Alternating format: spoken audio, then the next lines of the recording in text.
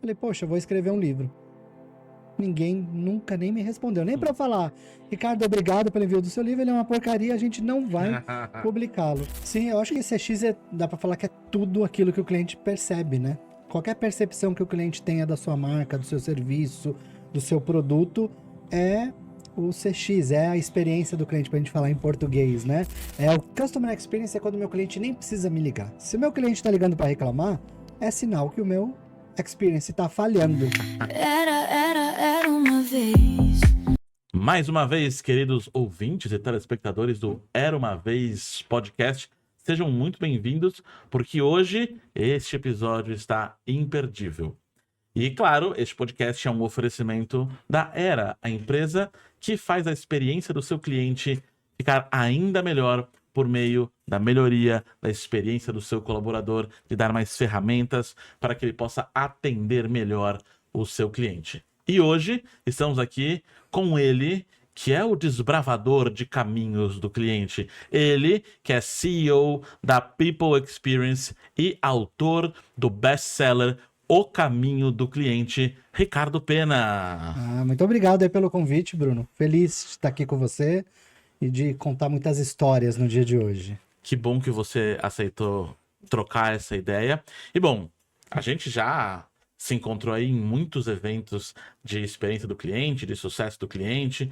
E você já deve saber, esse podcast preza muito pela experiência. Alguns eventos, às vezes, deixam a desejar na experiência do palestrante, né? Às vezes, foca tanto na experiência do cliente que comprou o ingresso e a gente, palestrante, a gente sofre um pouquinho. Mas aqui, nós pensamos em todo mundo, pensamos na experiência também do nosso convidado. E por isso, os nossos convidados recebem um Funko que o represente. Ricardo Pena, esse aqui é o seu Funko, Nossa, com muito direito a obrigado. livrinho e tudo. Sensacional, tá até com o livrinho aqui na mão. Muito obrigado, poxa. Eu espero que a gente vá parar na sua estante Com e a gente certeza. requer uma foto depois, tá? Então, punha na sua Saindo estante. daqui eu já vou voltar para casa. Hoje você já terá a foto. Ótimo. Sensacional, Vai muito ser um obrigado. prazer participar com Deixando aqui com a gente. com esse pequeno mimo a nosso nobre convidado. Ricardo, começando aqui o papo, e claro, vamos falar de experiência do cliente,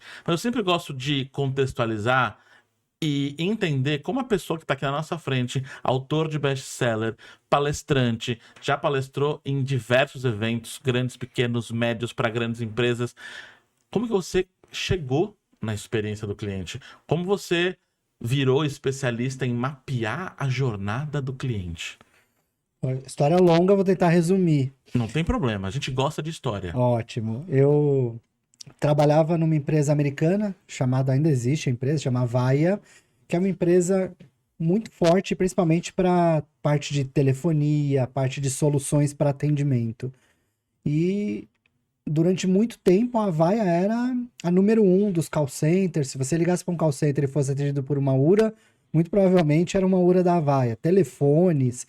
E trabalhando nesse meio, eu comecei a ouvir lá para 2010, 2012, o tema Customer Experience. Todo mundo falando, né? Customer Experience começou a ficar bonitinho, empresa americana começou a usar o tema e eu, claro, comecei a repetir que nós éramos uma experiência de Customer Experience. Na minha cabeça, naquele momento, se eu tô te vendendo telefone, URA, autoatendimento, eu sou uma empresa de Customer Experience. Então, toda reunião que eu ia, eu ficava igual um papagaio falando que, olha aqui a minha solução de Customer Experience. E aí um dia um cliente, isso acho que era 2013, 2014, o cliente vira para mim no meio da reunião, Ricardo, olha, com todo respeito, eu adoro a solução da Avaya, mas vocês não são uma empresa de Customer Experience. Porque Customer Experience é quando o meu cliente nem precisa me ligar. Se o meu cliente está ligando para reclamar, é sinal que o meu Experience está falhando. Então a solução de vocês é maravilhosa, mas ela não melhora o meu Customer Experience. E aquilo lá me deu foi meio que uma corda, né? Me deu aquela chocolhada lá, olha, acorda que você tá falando besteira. E aí, falei, poxa, deixa eu pesquisar mais esse negócio de Customer Experience. E aí quando você começa a pesquisar, você começa a ver Disney, Ritz-Carlton, Harley-Davidson, Apple, aquelas empresas icônicas. Falei, poxa, quero aprender. Então, deixa eu entender. Se o que eu faço não é Customer Experience, deixa eu aprender o que é Customer Experience. E aí, como eu trabalhava numa empresa americana, viajava muito, e a cada viagem que eu fazia, eu procurava um curso. Então, Disney tem um curso lá de formação, vou fazer o curso de formação. Ritz-Carlton tem um curso, vou fazer um curso. Harley-Davidson tem um workshop, vou fazer workshop. Onde tinha, eu digitava lá no Google, workshop de Customer Experience e comecei a fazer. E me apaixonei, né? Achei esse negócio fantástico. Eu falei, nossa, que bacana. É realmente... Não é que eu não sou Customer Experience porque eu vendo uma solução de atendimento. Eu sou um pedaço, né, do Customer Experience. E aí me apaixonei pelo tema e comecei a trabalhar cada vez mais com Customer Experience, melhorar, e percebi, e aí daí que veio a jornada, em todos os workshops, todos os cursos, todas as formações que eu fui fazer fora do Brasil, todos, sem exceção, falavam de jornada do cliente. E aí falei, poxa, bacana, vou fazer esse negócio de jornada do cliente. Aí isso era mais ou menos já 2016, 2017. Tava num cliente fazendo uma consultoria pela Avaya. Falei, eu posso mapear sua jornada? Não, pode, claro, mas eu não tenho dinheiro para pagar isso. Falei, não, eu quero mapear para ver se é bom. Fiz o mapeamento e o cliente adorou. Nossa, fantástico, eu quero comprar isso. Só que a Avaya na época não fazia esse tipo de consultoria, não tinha solução para isso, etc. E aí não rolou o projeto. Eu falei, poxa, aqui tem um negócio. E a partir daí comecei a ficar cada vez mais fã do tema jornada do cliente, dentro da experiência do cliente. E aí saiu, depois veio empresa, livro, etc. Mas a paixão veio desse acorda, menino, né? Que o cliente deu de, você não sabe o que é Customer Experience. Então começou ali. E acho que a maioria das pessoas não sabe ainda o que é Customer Experience, né? Primeiro, é um termo em inglês. Segundo, é um termo que virou moda, né? Todo mundo fala de Customer Experience. Eu acho que a gente vive um momento no Customer Experience muito parecido com o momento que o marketing viveu há um tempo atrás, em que tudo era marketing. E a gente sabe que não é tudo que é marketing, assim como não é tudo que é Customer Experience. Então vou te fazer uma provocação aqui. Antes da gente entender o que é Customer Experience, o que não é, na sua visão, Customer Experience? O que não é a experiência do cliente? Eu acho que as pessoas confundem muito experiência do cliente como um software. A experiência do cliente é um software. Eu vou comprar um software e vai resolver a experiência do cliente. Não, o software vai ajudar a melhorar. Ou tem muita confusão com uma área. A partir de hoje, a área de atendimento, ou a área de marketing, ou a área XYZ é a área de Customer Experience. E, na verdade, quando a gente fala de Customer Experience, é algo muito maior do que isso, né? É atitude, métodos, software também. Mas eu acho que a maior confusão que existe hoje é querer resumir Customer Experience a uma coisa. Uma coisa só. É o software, a área, é o mapa da jornada. Não, na verdade eu diria que é um centro que acaba tornando um comportamento das pessoas específico, os processos, a visão focada no cliente. Eu tenho uma tese, e acho que você já ouviu eu falar isso em alguns eventos que a gente tá junto, que eu até provoco a galera de CX dizendo: CX não faz nada. CX não produz, porque quem faz isso é a área de produção.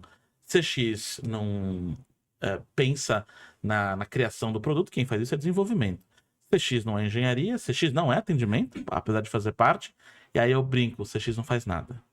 Por outro lado, CX faz tudo, porque o CX tem que estar na hora de desenvolver o produto, porque aí eu vou pensar na experiência do meu usuário usando o produto. CX está na venda, porque eu preciso pensar no meu processo de venda e na experiência da venda. CX está no atendimento, porque eu preciso pensar na experiência desse cara, mesmo quando ele tem um problema. Então eu acredito que CX, e você pode discordar ou concordar. Para mim, CX é a cola. Acho que o departamento de CX ele tem que conversar muito bem com todas as áreas da empresa, porque de alguma forma há um ponto de contato que afeta o dia a dia do cliente, ou o uso do cliente. Você concorda? Discorda? Sim, eu acho que CX dá para falar que é tudo aquilo que o cliente percebe, né? Qualquer percepção que o cliente tenha da sua marca, do seu serviço, do seu produto, é o CX, é a experiência do cliente, para a gente falar em português, né? É o Customer Experience. Então, é tudo. Sim, você tem razão. E aí, quando a empresa começa a perceber que qualquer ação que ela toma, qualquer coisa que ela lança, qualquer coisa que ela fala é parte da experiência do cliente, começa a ficar mais fácil, né? Então, geralmente eu falo, ó, o que é a experiência do cliente? Tudo que o seu cliente percebe.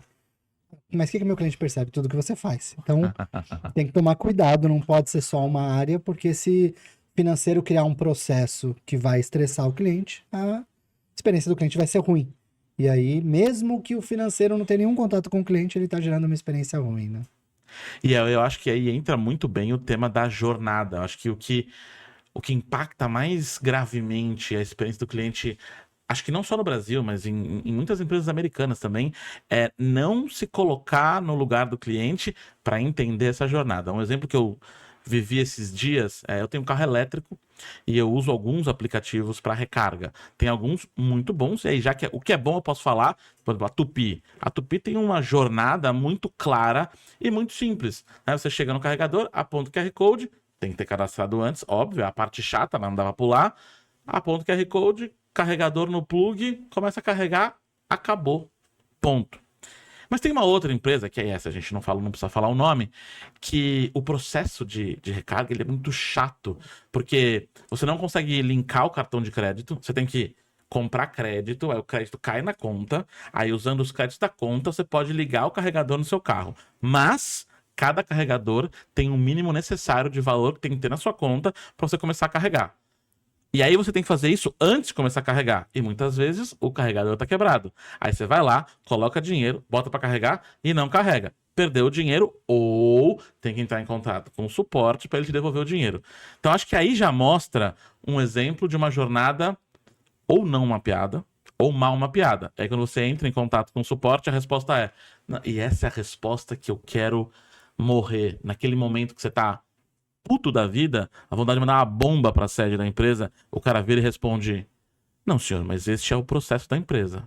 E a cabeça imediatamente vai: mas o processo é uma merda. Sim. Né? E aí a pergunta é: Ricardo, olhe para aquela câmera, para a sua câmera, e diga pra gente o que é jornada do cliente e por que é importante mapeá-la. Sim, não, essa é uma pergunta boa, vou até responder olhando ali para a câmera, mas principalmente porque também, além, né, do tema Customer Experience gerar confusão, o tema jornada do cliente também gera muita confusão, né? Tem gente que acha que é software, eu vejo muitas pessoas tentando ensinar de uma maneira complicada, e tem uma frase que eu aprendi com a Forrester que para mim é a melhor definição de jornada do cliente, né? Então eu vou até falar olhando para a câmera.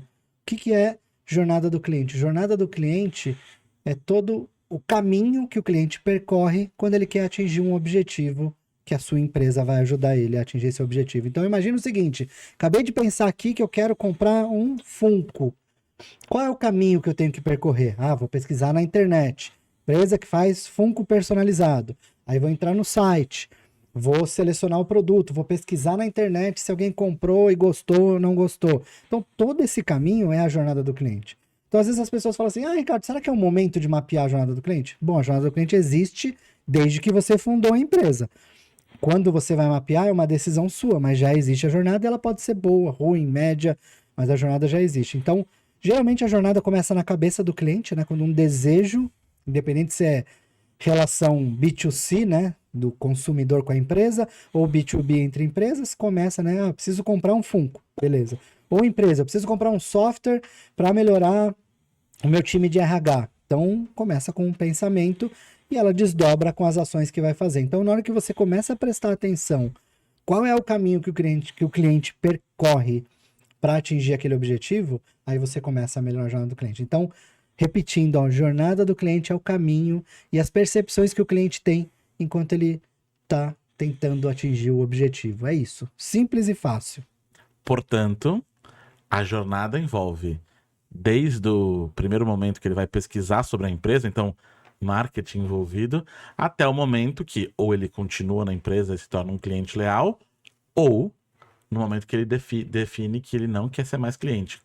É end-to-end, né? De ponta a ponta. É isso aí. Começa até antes, né, dele pensar. O Google tem um conceito que chama Zemote, que é o momento zero da verdade, né? A Camila traduzindo. sempre fala isso. Exato. Como é que eu faço para o cliente, quando ele pensar, ele já pensar na minha marca? Então, quando você pensa assim, poxa, eu vou comer um hambúrguer, eu tenho certeza que na sua cabeça já aparece uma ou duas marcas. Eu vou comprar um carro.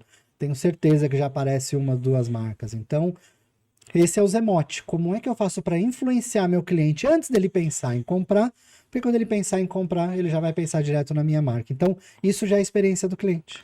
Isso já é a jornada. Já viram. Você já define antes dele pensar em você que você é a marca mais provável a ser consumida. E aí isso demanda um esforço. Eu acho que esse é o objetivo de qualquer marca, né? Estar dentro do inconsciente coletivo dos seus clientes e ser a primeira opção a ser escolhida. Mas para uma pequena empresa, alguém que talvez chegue nessa pergunta, Ricardo, é a hora de mapear a jornada do meu cliente? E eu concordo com você. Toda hora é hora, porque assim como a experiência do cliente existe desde o momento que existe empresa, a jornada também existe. Porque ou ele já pensa em você, ou ele vai pesquisar e descobre você, e aí vai no site, o site é bom, o site é ruim, tem UX no site, ele é intuitivo, como é que eu compro, como é que eu recebo, como é que eu pago, como que eu reclamo, como que eu vou embora às vezes também. Tem que ser fácil. E hoje no Brasil a gente tem algumas leis que facilitam. Então, por exemplo, na URA, quando você vai cancelar a TV por assinatura ou quando vai cancelar o celular, tem que ter lá na primeira opção cancelamento. E demorou um pouco para acontecer, mas aconteceu. Demora um pouco mais para responder, mas a lei foi aplicada. Mas como que um empreendedor que ainda não pode contratar a People Experience pode começar a mapear a jornada? A gente pode criar um exemplo fictício aqui para você ensinar para a gente os primeiros passos, o beabá. Tá bom? Não. Uma maneira simples, tá? Vou pegar um exemplo clássico: padaria. Então, poxa, eu não tenho dinheiro para investir, minha padaria é uma padaria pequena, como é que eu faço para melhorar a jornada? Então, entenda que jornada é aquilo que o cliente enxerga.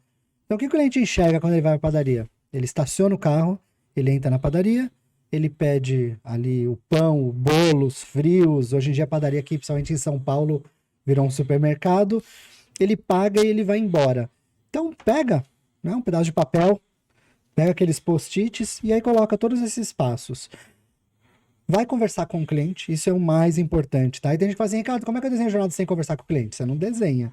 Então vai lá conversar com o cliente, pergunta pro cliente, olha, quando você veio aqui hoje na minha padaria, o que você achou do estacionamento? Como é que você se sentiu? Em outros lugares que você vai, tem algum estacionamento que você gosta? Ah, e anota tudo. Quando você entrou na minha padaria, você achou fácil o que você queria? Cheirinho de pão tava bom? Tava organizada? Tava limpa? O que você achou? Tem algum outro tipo de negócio que você visita que você acha que é legal?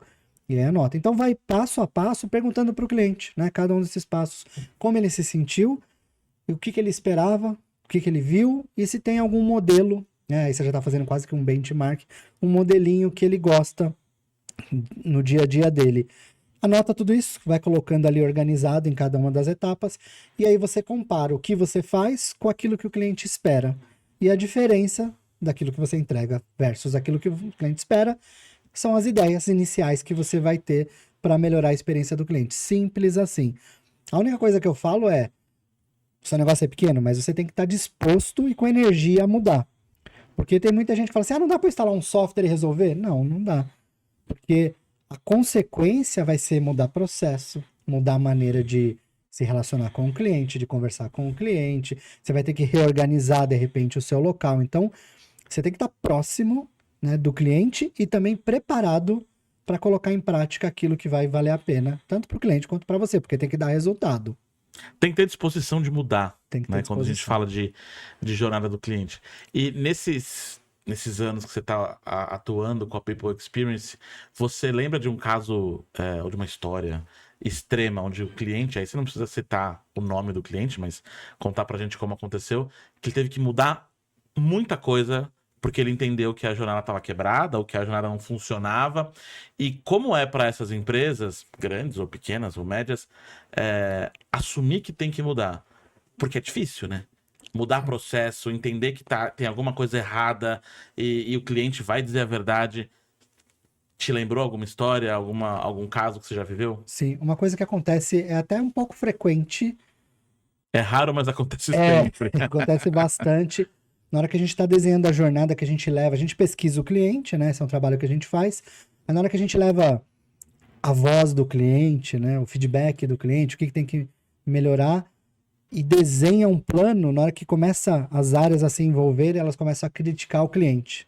Não, ele quer isso, mas ele tá errado.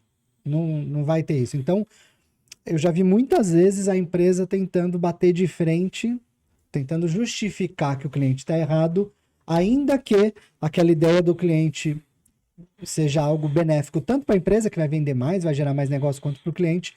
Então, eu já vi muitas áreas tentando defender. Não, eu não vou fazer isso, porque eu não acredito que isso vai funcionar. E aí você mostra todo um plano, todo um estudo de mercado. Ah, não, mas mesmo assim eu não vou fazer. Então, isso eu já vi acontecer bastante, tá? Essa resistência. Por outro lado, né, indo um pouco aí na linha do que você perguntou, já teve alguma empresa que mudou bastante?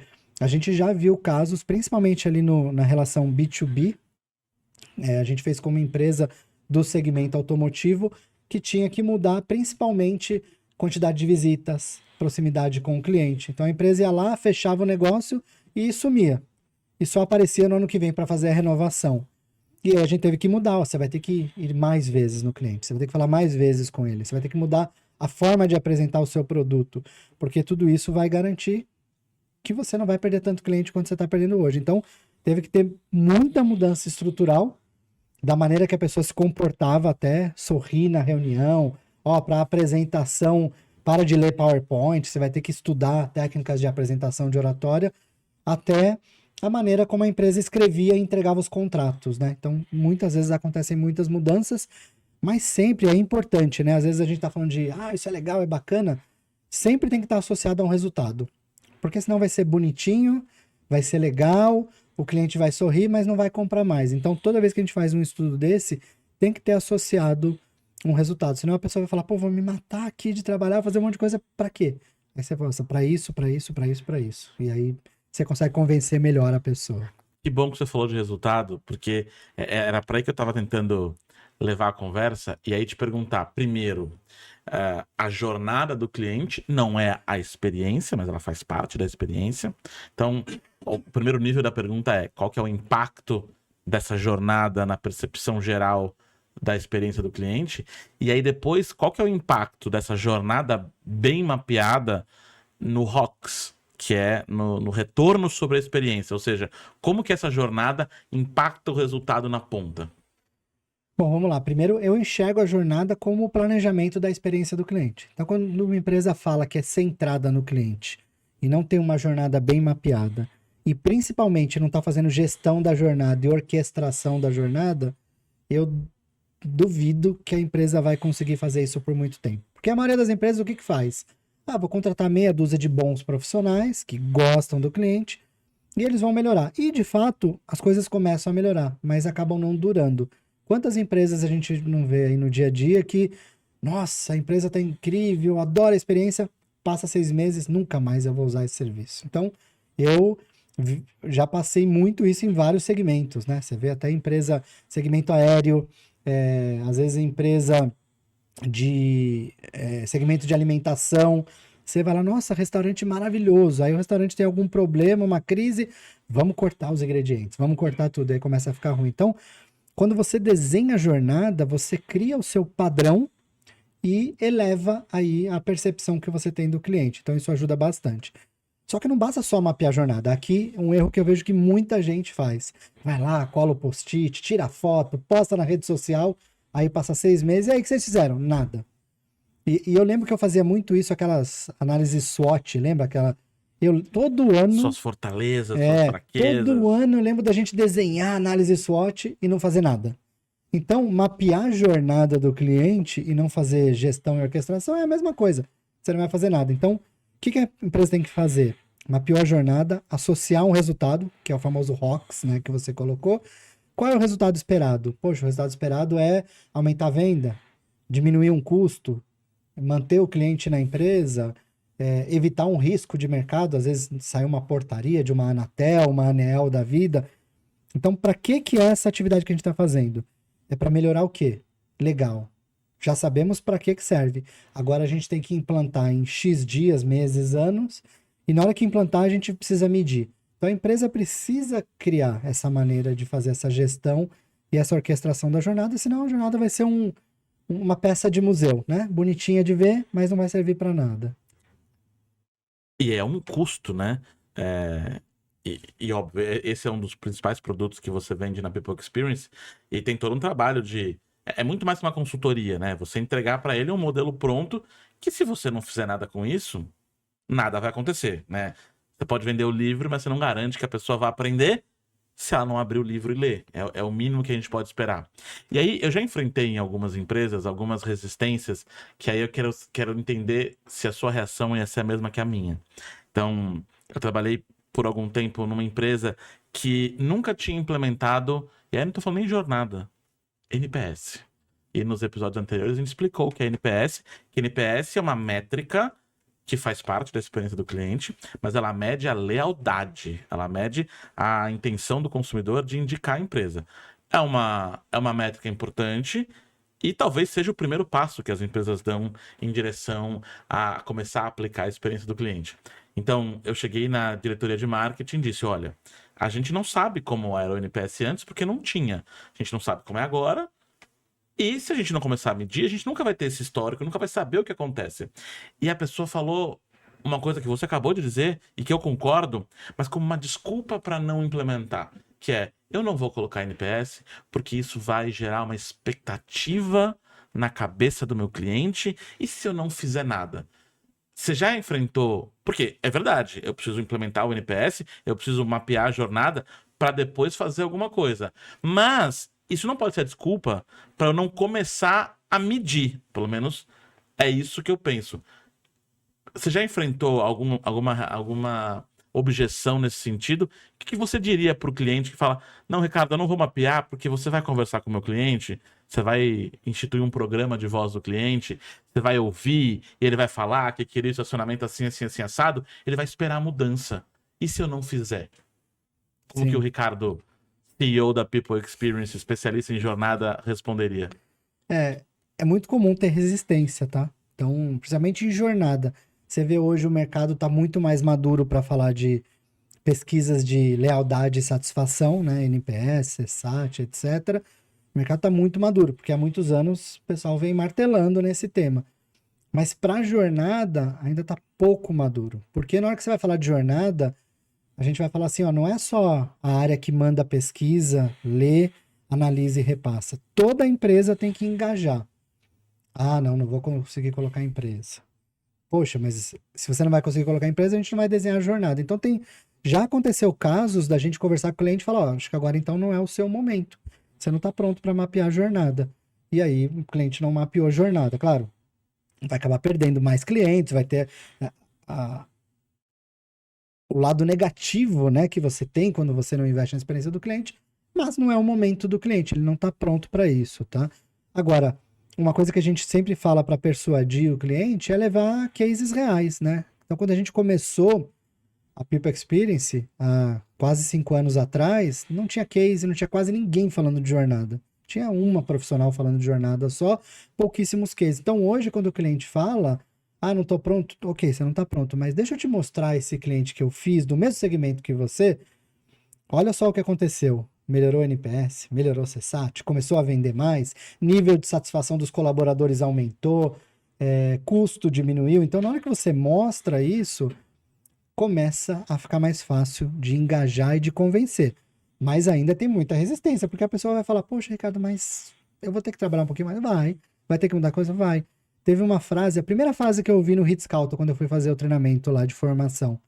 Eles falaram assim, ó, a experiência do cliente é exaustiva. Então, quando a gente vai contratar um colaborador, a gente contrata um colaborador que gosta, que sente prazer em voltar para casa exausto, mas feliz, porque ele talvez tenha feito diferença na vida de uma pessoa. Então, é muito perfil também.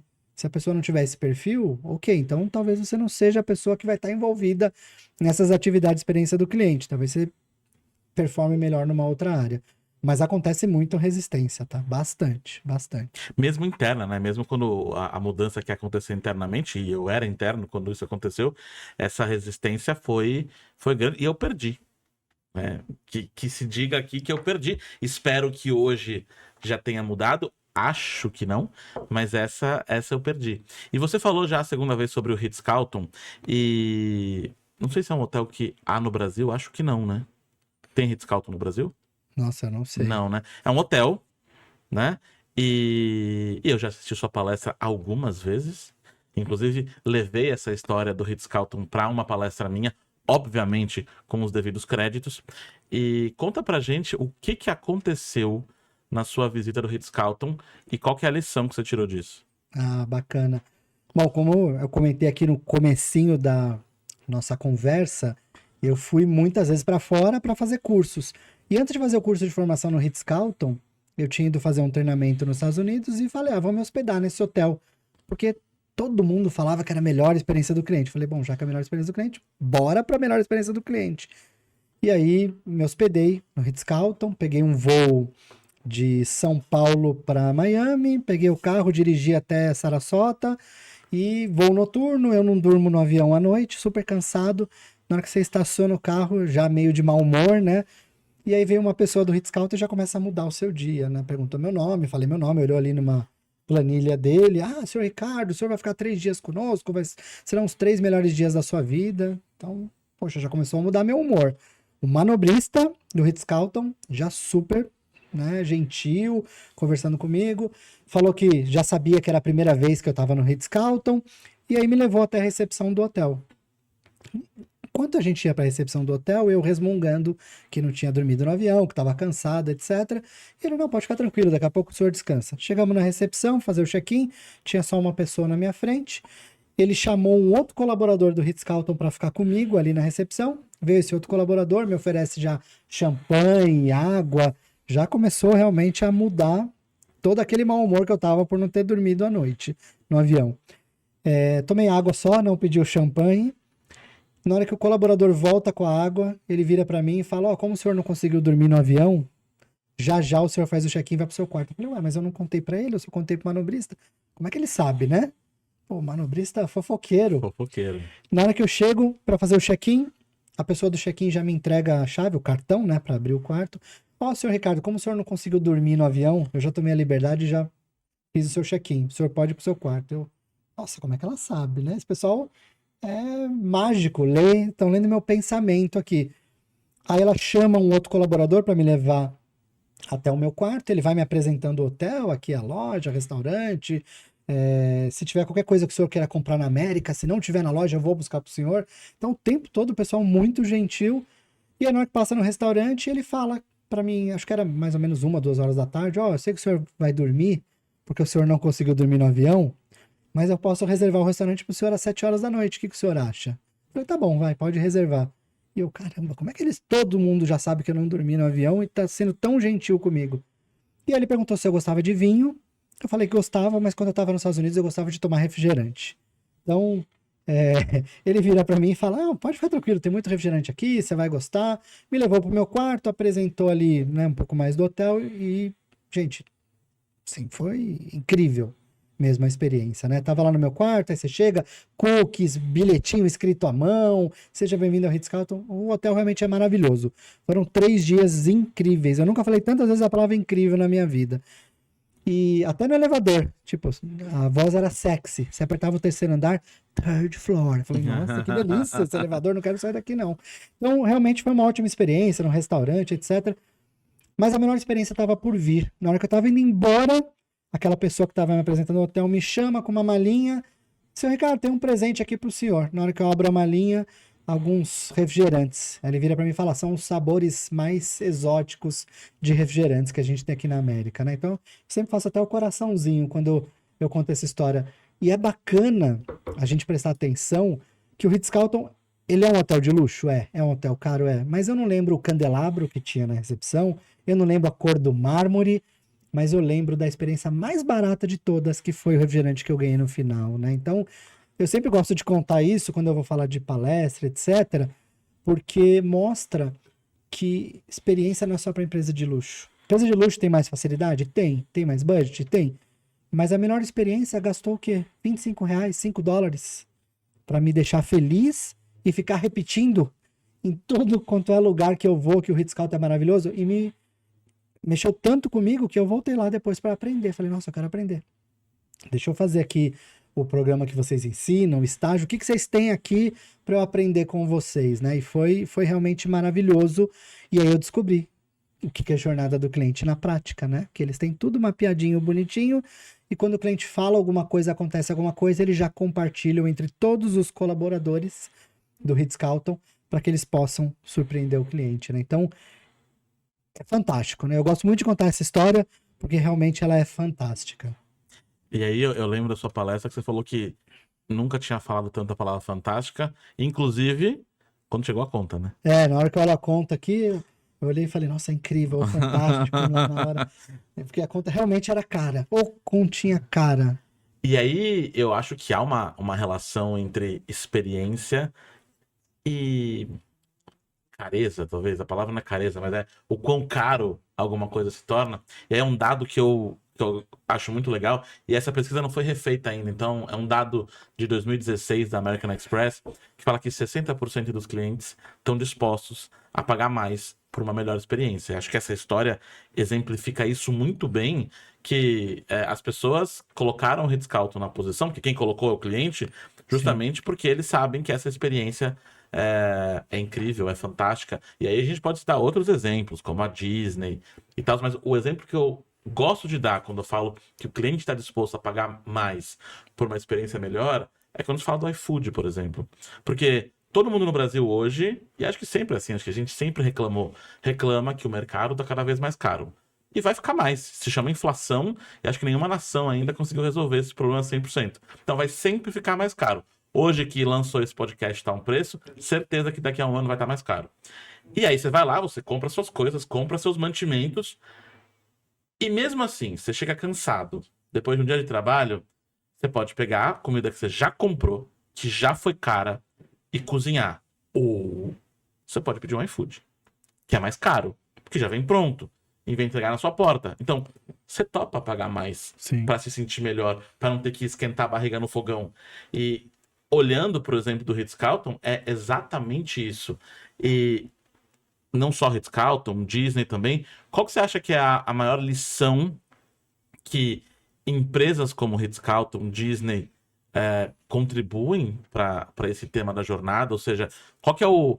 Eu acho que isso é um problema nosso que trabalhamos com experiência do cliente. A gente não consegue desligar a cabeça nunca, porque a gente está sempre interagindo com alguém, vendo alguma experiência acontecer. Quais são os pontos da jornada do cliente do Ritz-Carlton, ou talvez da Disney, que mais te chamam a atenção, que mais mostram para você a importância desse tema?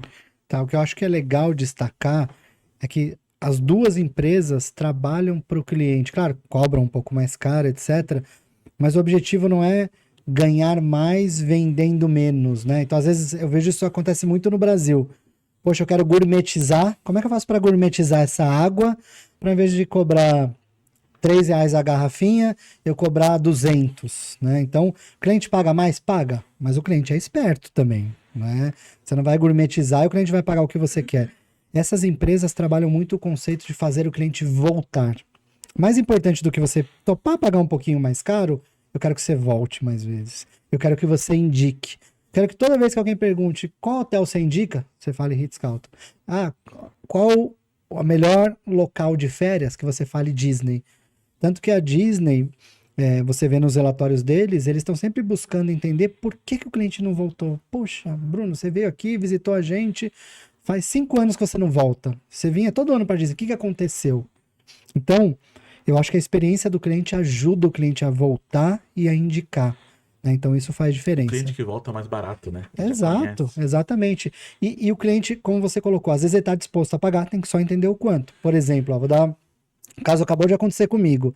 Eu fiz um cruzeiro pela MSC e o cruzeiro da MSC tem uma experiência que chama Yacht Club. Você paga mais caro, mas você tem dentro do cruzeiro um elevador que é só para quem é do Yacht Club.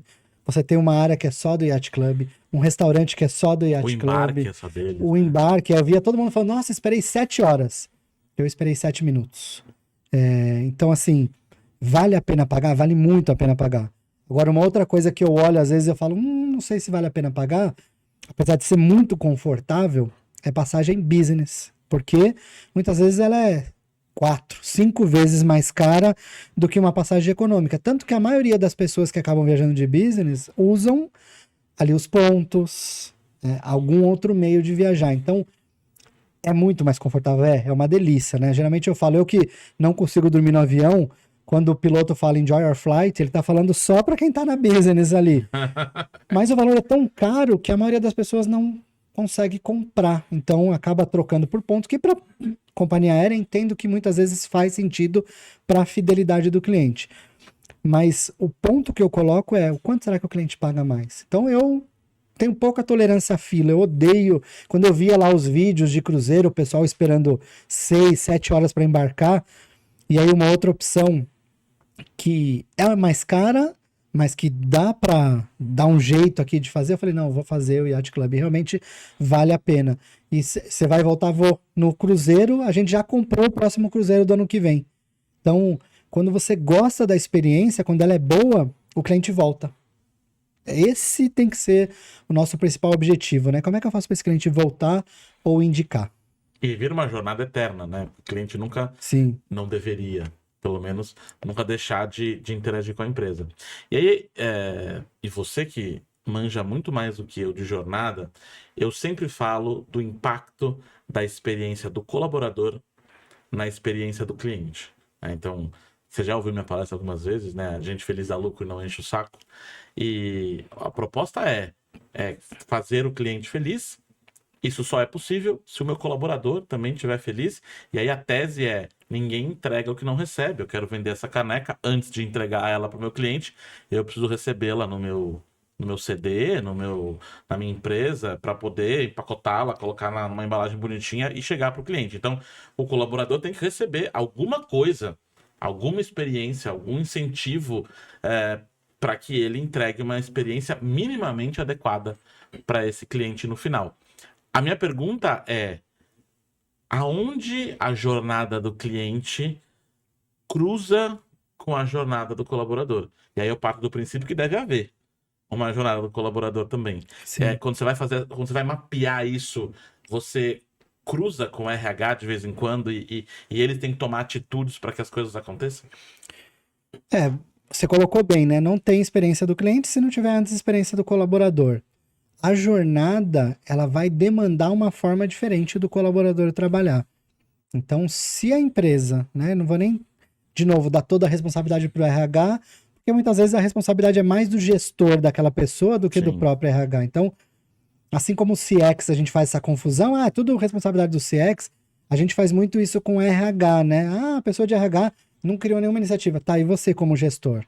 O RH não falou nada, não fiz. Então, eu sempre falo, quando a gente está trabalhando num processo de jornada do cliente para os gestores, que eu nunca vi nenhuma empresa dessas icônicas que não tenha essas 3 coisas para o colaborador: autonomia, para o colaborador poder tomar decisão, fazer ali algo diferente do que ele está fazendo; ferramenta, então, seu colaborador quer ver uma coisa que é irritante, call center.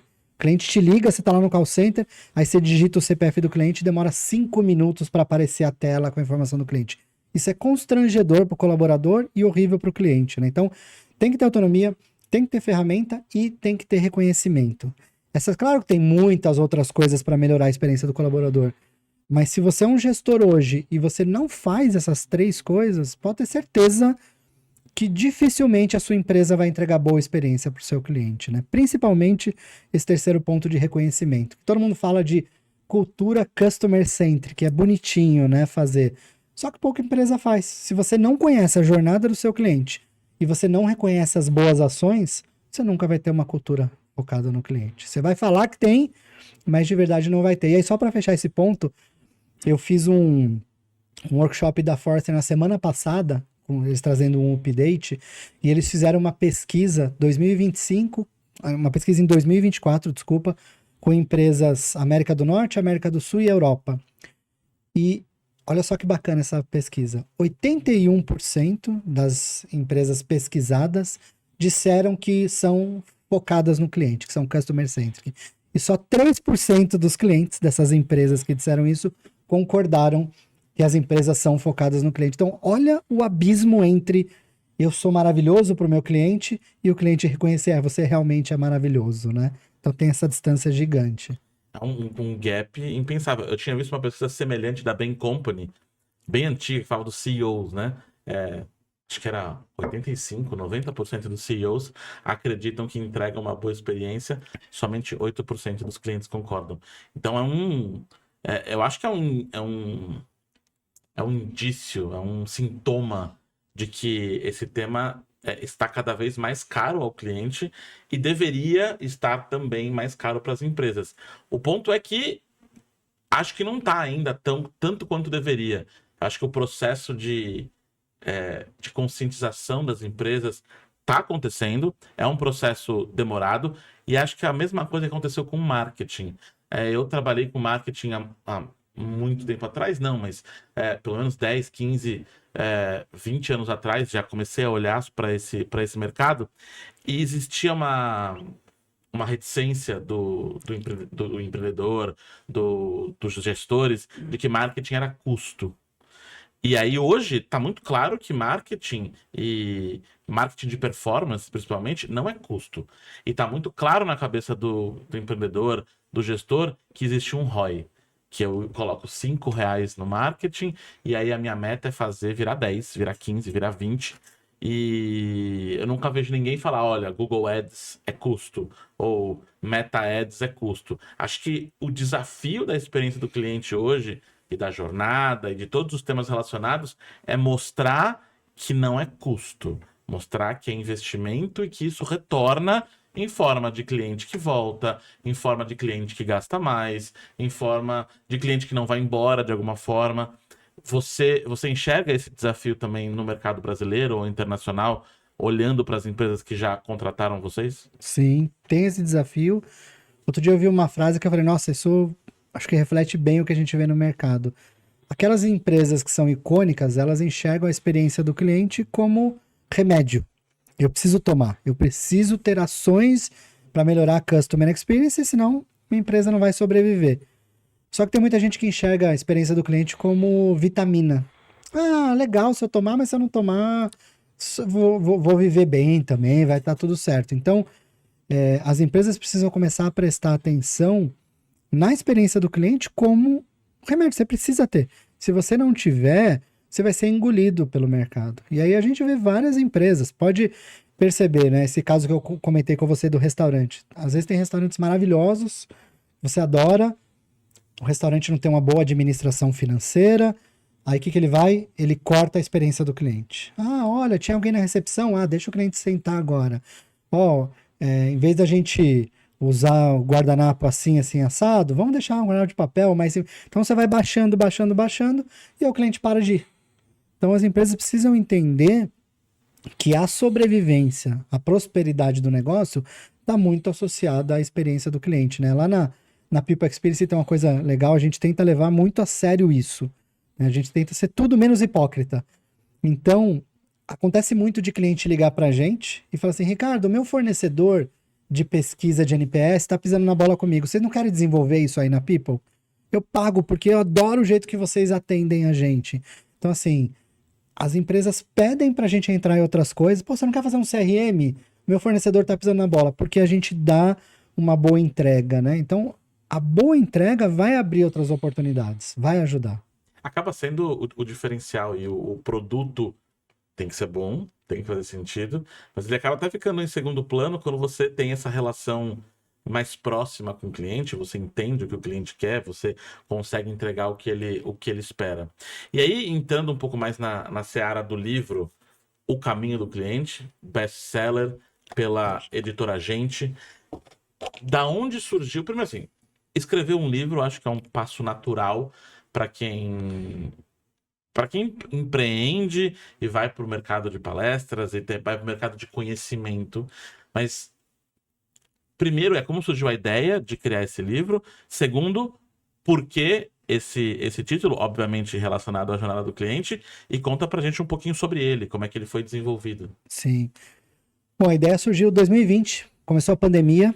Eu era diretor de pré-vendas e consultoria na Avaya. E aí começou a pandemia, meu trabalho era híbrido, eu ia 3 vezes no escritório, 2 vezes ficava em casa, então a gente já tinha dentro da Avaya essa flexibilidade. Só que o que aconteceu com a pandemia? Só home office. E a demanda, como eu trabalhava em pré-vendas e consultoria, a demanda de trabalho caiu muito. Então, a gente falava muito de ajudar os nossos clientes a migrarem do escritório para casa, para os atendentes conseguirem falar com o cliente. Então, ficou aí pelo menos os 2 primeiros meses muito forte esse tipo de trabalho. E aí o meu trabalho de viajar, ir apresentar nossa solução, fazer palestras, caiu muito. Então, começou a sobrar um pouquinho mais de tempo. Falei, poxa, vou escrever um livro. Aí escrevi um livro, mandei para um monte de editora. Ninguém nunca nem me respondeu, nem para falar, Ricardo, obrigado pelo envio do seu livro, ele é uma porcaria, a gente não vai publicá-lo.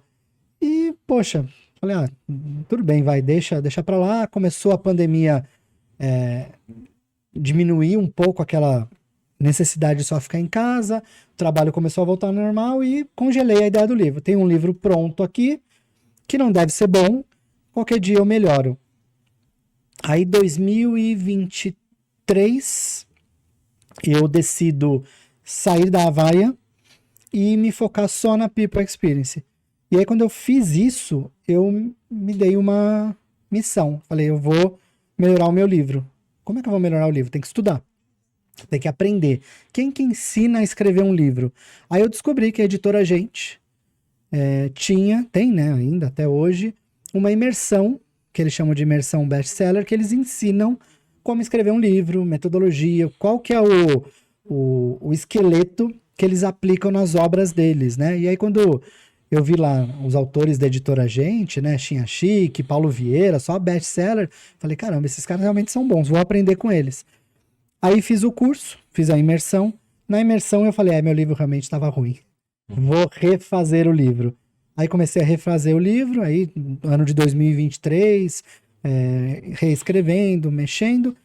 Chega lá mais ou menos pro final de 2023, eu envio para a editora, eles aprovam o livro, beleza, vamos publicar o livro, até maio de 2024 a gente lança. Então, lançamos o livro em maio de 2024, no mês seguinte a gente entrou na lista de best-seller, o 8º mais vendido da categoria de negócios, né? Então a ideia do livro foi muito na linha de falar, por isso que chama o caminho do cliente, falar do caminho que o cliente percorre, mas de uma maneira super leve, que isso foi o que eu mais gostei na editora Gente. Não é um livro técnico, apesar da gente ensinar a parte técnica, é um livro que vai contando histórias de empresário. São 3 personagens, um que é um empresário de um pequeno negócio, um que é uma pessoa que trabalha com atendimento e que enxerga que o atendimento é muito mais do que aquilo, quer mudar de carreira, ampliar, e a outra pessoa acabou de ser promovida a gerente de experiência do cliente e está desesperada, não sabe o que fazer. Então, eu vou mostrando como entender quem é o cliente e mapear a jornada dele, ajuda nas empresas e ajudou esses 3 profissionais de maneira conectada a terem sucesso, né? Então, a ideia do livro é ensinar a jornada, mas de uma maneira super divertida, com histórias e não um livro técnico, né? Um guia. E esses personagens são fictícios, porém inspirados em cases reais. Inspirados na realidade, mas são nomes fictícios. Talvez algum cliente que compre o livro se encontre ali. Sim, talvez, tem muita gente que eu recebo mensagem às vezes, principalmente quem é gestor de experiência do cliente. Ricardo, acabei de ler seu livro, eu me vi ali exatamente, que eu fui promovida, não sabia o que fazer. Você contou ali a história, nossa, tá me ajudando muito. Então, a pessoa acaba sabendo. Então, o empresário, né, tem uma pequena empresa, poxa, será que eu preciso investir milhões? Né? Como é que eu faço para investir pouco e melhorar a experiência do cliente? Então, as pessoas conseguem se enxergar dentro do livro. Maravilha. Então, para quem está assistindo a gente aqui agora, vamos deixar aqui na descrição do vídeo no YouTube. Se você está ouvindo, na verdade, pelo Spotify, como que eu te acho? A pessoa só tá ouvindo. Tem um site, no site da editora Gente, no seu Instagram. O jeito mais fácil, vamos lá, vou falar do livro primeiro, tá?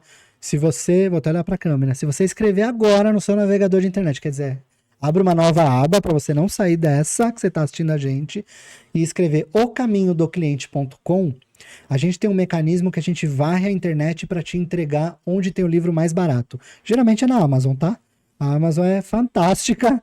Geralmente o livro mais barato está na Amazon. Mas se você escrever ocaminhodocliente.com, a gente já te direciona para você comprar o livro. Nas redes sociais, eu estou no Instagram e no LinkedIn. No Instagram é Rick Pena, R-I-C Pena, com um N só. E no LinkedIn também, se você procurar por Ricardo Pena, você vai me achar. Mas se botar lá a tag Rick Pena, é o meu username, O me seu acha arroba. também lá, meu Você vê arroba. como esse podcast está muito chique. Você falou da Amazon, acabou de sair daqui deste escritório a presidente da Amazon, América Latina para tecnologia, da AWS. Então, você vê, Sensacional. você já fomenta o próprio salário dela. Olha só que coisa maravilhosa. Exatamente, exatamente. E a Amazon realmente tem que tirar o chapéu para eles, porque o preço é barato, eles entregam. Nunca eu vi ninguém reclamando que comprou meu livro e não recebeu ou atrasou. Eles realmente fazem um ótimo trabalho. E é uma responsabilidade ainda maior, né? Porque se você fala de experiência do cliente e você oferece um serviço ou um produto, se ele não tiver de acordo com o que você fala, aí você recebe o selo de hipócrita na testa, aí acabou de vez com. Porque além de falar, tem que viver essa experiência. Ricardo, estamos chegando naquele momento. Eu sempre falo aqui que é o momento do Jô Soares, que as pessoas fazem. Ah, Tristes. então você, editor, neste momento, vamos em 3, 2, 1. Eu e o Ricardo falamos. Ah, e aí você coloca aí, tá bom? 3, 2, 1.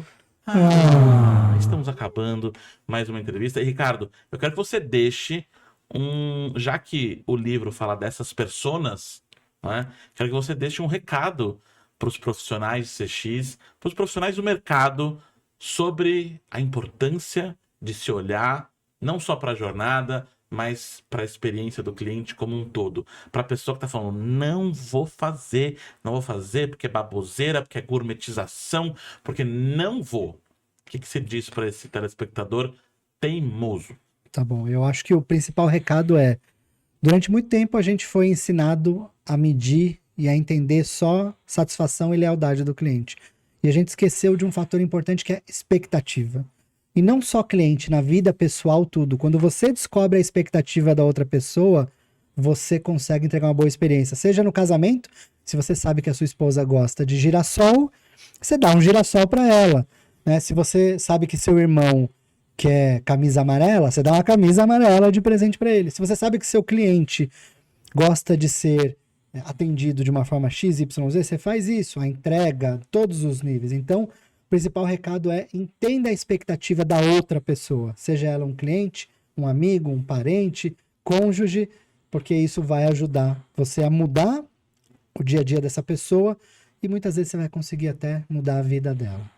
Ricardo, olha, eu não podia gostar mais do que você acabou de falar, porque é justamente o que eu falo, que é: experiência tem fórmula.